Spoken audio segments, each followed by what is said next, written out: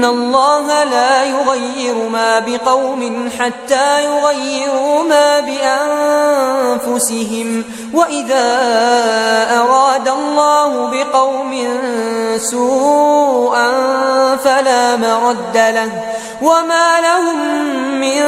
دونه من وال هو الذي يريكم البرق خوفا وطمعا وينشئ السحاب الثقال ويسبح الرعد بحمده والملائكة من خيفته ويرسل الصواعق فيصيب بها من يشاء وهم يجادلون في الله وهو شديد المحال.